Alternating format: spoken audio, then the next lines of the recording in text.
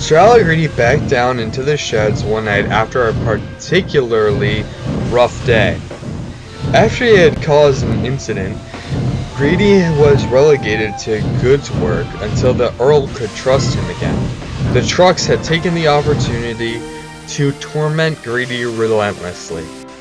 "Another tough day?" Whiff asked. "Oh, you wouldn't believe. I had one of them run a hotbox right underneath the signal box at the junction. Caused disruptions for the back controller too, apparently." "I was wondering what my delay was about," Lily chuckled. Sir Allegredy looked over at her. "You were a passenger engine too," he commented. "How did you learn how to handle trucks?"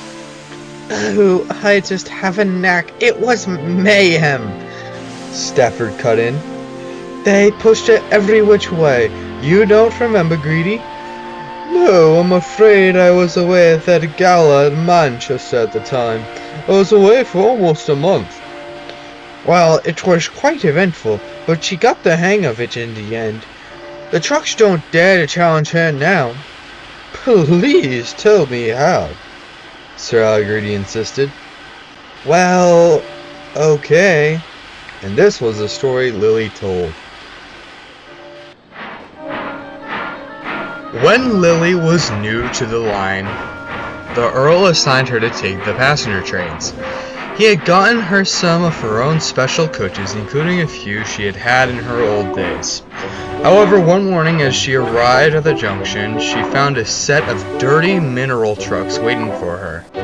The Earl stood happily on the line side. "Ah, Lily, I have just signed a deal with the dock manager. It is now our responsibility to collect the coal from the coal mine and bring them to the ships. Stafford isn't strong enough and Whiff is busy with other duties, but I'm sure you can handle it."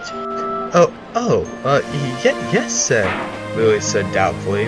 It had been a long time since Lily had pulled trucks, and these were big mineral wagons. They seemed to sense Lily's hesitation. "It's just you and us," one said menacingly. "You better buckle up, Lil Red." The trucks cackled and Lily set off timidly. Usually she wouldn't have put up with this rude behavior, but her confidence was very low, and she was focused on being cautious.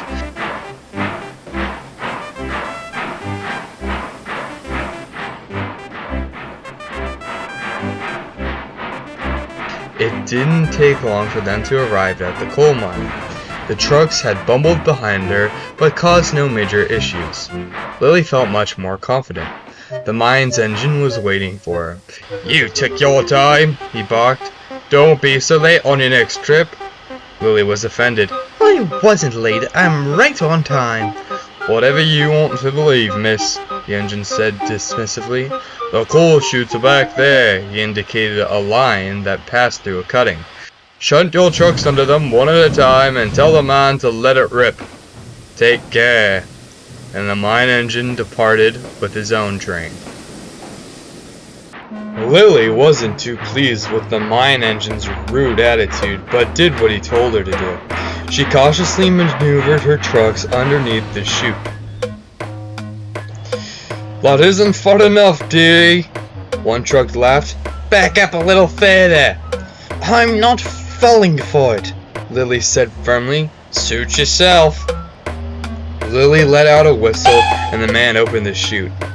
Coal poured all over the track. Lily frantically whistled again, and the coal stopped. The trucks laughed and laughed. Lily moved to another chute, and one by one the trucks were filled up. The mine's foreman wasn't too happy about the incident, however. "Do better next time you're here," he warned Lily.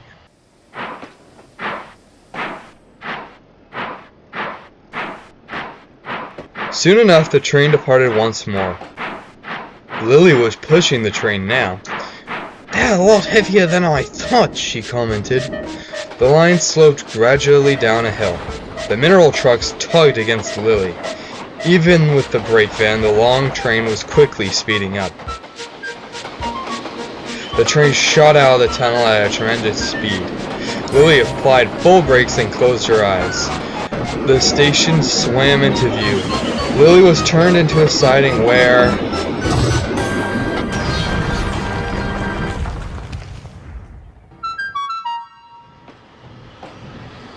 I thought I told you to take care. The mine engine had reappeared. We better get you cleaned up and on the way, he observed. It took a long time for Lily and the mine engine to clear up the mess. She left over an hour later with only half of the trucks she had been tasked to collect.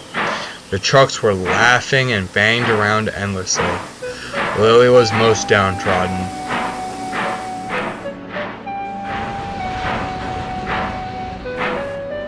She made it to the junction where Whiff was waiting for her. The Earl asked me to come to see what your holdup was. Whiff glanced at the screaming trucks and looked at Lily sympathetically. Why don't I take the trucks the rest of the way? You clearly need your rest. Lily quietly agreed, and Whiff took charge of the train. Lily was surprised with how calm they were with Whiff. This made her even more disheartened. She hid in the sheds for the rest of the night. I was worried about what the Earl was going to say. What did he say? Oh, that's a story for another day. It's about time we all got some rest. Good night, fellas, said Stafford, and one by one the Earl's engines drifted off to sleep.